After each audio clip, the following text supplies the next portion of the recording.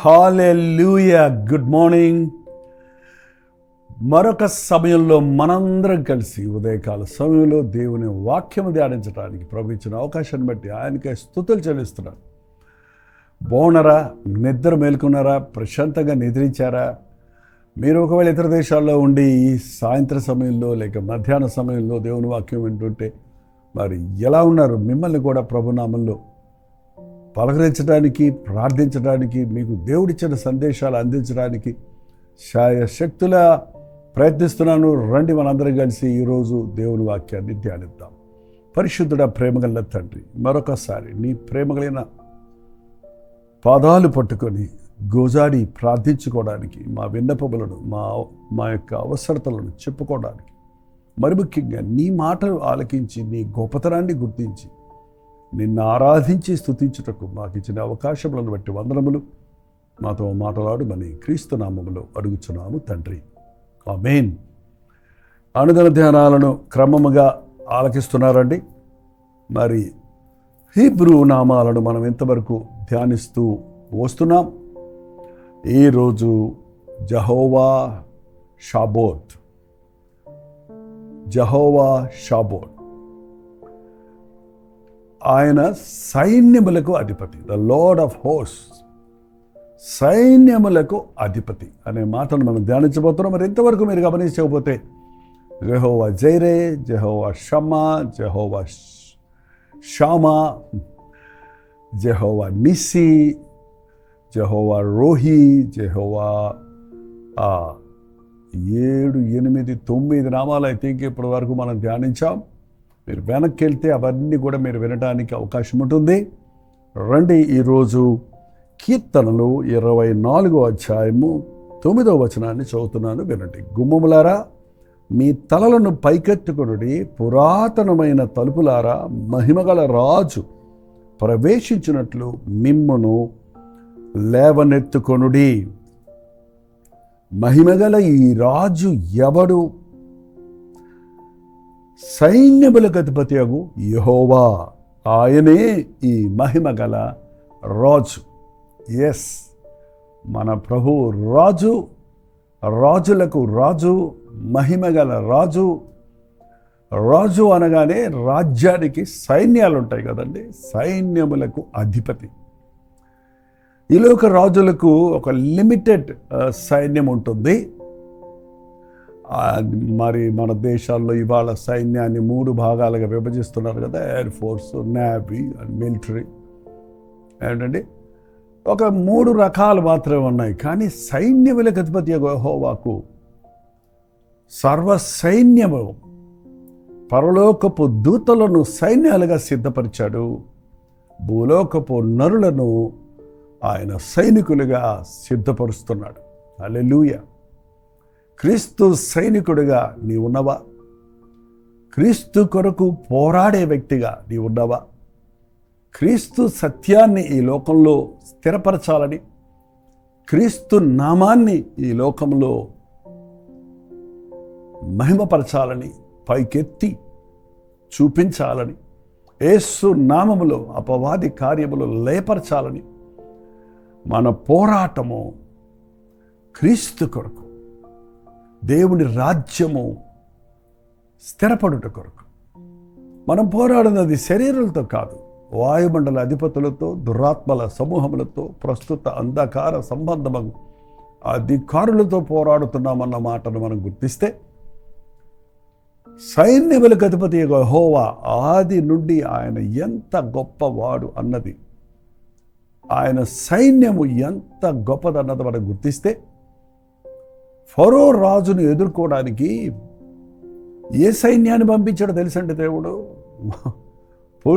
అప్పుడు చాలా బలమైన రాజ్యం అది. ఐగుప్తు దేశము చాలా బలమైనది. అన్ని దేశాలు వాళ్ళకు బానిసలుగా ఉన్నారు, భయపడిపోతున్నారు. వాటి ప్రాంత సమయాల్లో ఆ దేశమును ఒక దారికి తీసుకురావడానికి ఏ సైన్యం వచ్చారు తెలుసా అండి? ఈగల దండు వచ్చింది, మిడతల దండు వచ్చింది, ఇక చూస్తే పేలు, దుమ్ము. ఆ దేశస్థులు బెత్తరపోయారు. ఇది దేవుని వ్రేలు. ఆ మాంత్రికులు అలా చెయ్యలేక ఫరో దగ్గరకు వచ్చి చెప్పాడు, అబ్బో ఇది కేవలము మనుషుడు చేయలేడు, మంత్రాలు చేయలేవు, ఇది దేవుని వ్రేలు. దేవుడు వేలు చూపిస్తే చాలు సైన్యములు ప్రబలుతాయి, సైన్యాలు అటాక్ చేస్తాయి. అవునండి, ఇంత గొప్ప దేవుడు మనకు ఉండగా మనం ఎందుకు ప్రతి చిన్నదానికి భయపడుతున్నాం? నీవు ఈ రాజును, రాజును, యేసు రాజును, రాజులకు రాజు, ప్రభువులకు ప్రభువుగా ఉన్న ప్రభువును నీ రాజుగా, నీ రక్షకుడిగా, నీ ప్రభువుగా నీవు అంగీకరించలేదేమో. నీ హృదయ సామ్రాజ్యమునికి ఆయనను మహారాజుగా ఆహ్వానించలేదేమో. నీ హృదయ సింహాసనం మీద ఆయన అధిష్ఠితుడు అవునట్లు నువ్వు ఆయన్ని అంగీకరించలేదేమో. యేసును కలిగిన వారు ధన్యులు. ఏ చీకటి శక్తులు, ఏ మంత్రశక్తులు, ఏ నరుడు, ఏ అపవాది కార్యములు మనకు వ్యతిరేకంగా పనిచేయలేవు. నీకు విరోధముగా సిద్ధపరచబడిన ఏ ఆయుధము వర్ధిల్లదు అన్న వాగ్దానాలు నమ్మి ఈ యేసయ్యను మన రాజుగా, మన ప్రభువుగా, మన రక్షకుడిగా అంగీకరిద్దాం. అవును, ఆయన రాజు. ఏంటంటే యేసు ప్రభు శిలువలో వేలాడుతూ ఉన్నాడు కదా, ఆయన మామూలు అంగీ వేసుకొని ఈ లోకంలో కాలినడకన తిరిగాడు కదా. ఆయన రాజుగా వస్తాడని, యూదుల రాజుగా వస్తాడని అందరూ ఎదురు చూశారు. కానీ తీరా ఆయన వడ్రంగవాణి ఇంటిలో జన్మించాడేంటి అన్న రీతిగా ఇంకా చాలామంది ఆయన మహిమను గుర్తింపలేకపోతున్నారు.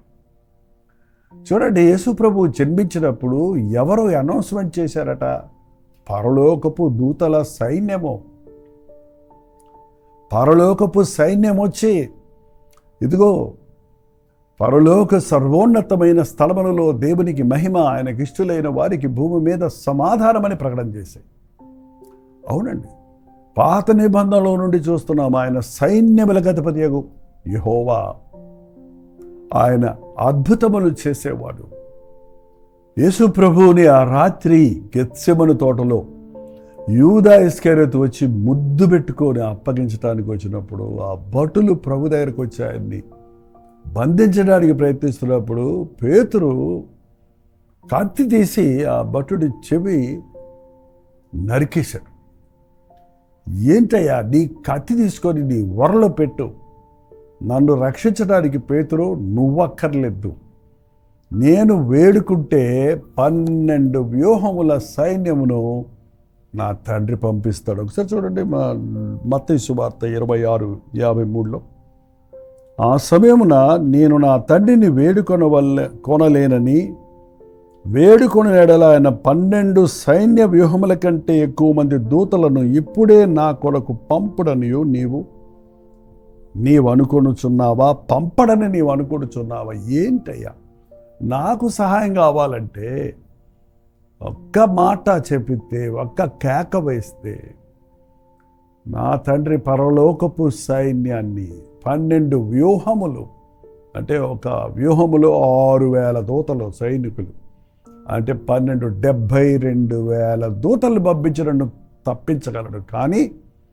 లేఖనములు నెరవేర్చబడినట్లుగా నా ప్రాణం పెట్టుచున్నాను, నా ప్రాణాన్ని నేనే తీసుకుంటానన్న రీతిగా నన్ను నేనే అప్పగించుకుంటున్నాను.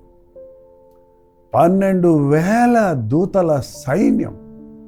దూతలంటే మన చిన్నపిల్లలు కాదండి. ఒక దూత 1,20,000 మందిని ఒక రాత్రిలో చంపేసింది. మీకు బైబిల్ తెలిస్తే పాత నిబంధన గ్రంథంలో దేవుని కోపం రగులుకున్నప్పుడు ఒక దూతను పంపిస్తే 1,20,000 మంది, అంటే 12,000 దూతలు వస్తే 72,000 దూతలు వస్తే ఒక దూత 1,00,000 మందికి పైకంటే కనీసం 12 కోట్ల మందిని. ఆ రోజుల్లో యెరూషలేము జనాభాయే కేవలం 25,000 మంది. యేసు ప్రభువు మీరు అనుకున్నట్టుగా శక్తి లేనివాడు కాదండి. ఆయన సైన్యములకు అధిపతి. తనను తాను రక్షించుకోగలడు, మనల్ని రక్షించగలడు. ఆ వీధిని పోయేవాడు నిన్ను నువ్వు రక్షించుకో, మమ్మల్ని రక్షించు అన్నప్పుడు ఒక్క చిటికేస్తే వేల దూతల సైన్యం వచ్చి యెరూషలేము అంతా కూడా ధ్వంసం చేయగలదు. చెప్పాలంటే మొత్తం ఇశ్రాయేలు జనాంగమంతా రూపమాపగలరు. కానీ ప్రభు మన కొరకు ప్రాణం ఇవ్వడానికి వచ్చాడు. ఆయన మరణాన్ని జయించినవాడు, అపవాదిని జయించినవాడు, అపవాది సైన్యములను, దురాత్మ శక్తులను, దుష్ట శక్తులను ఓడించినవాడు, సాతాను తల చితక దక్కించినవాడు.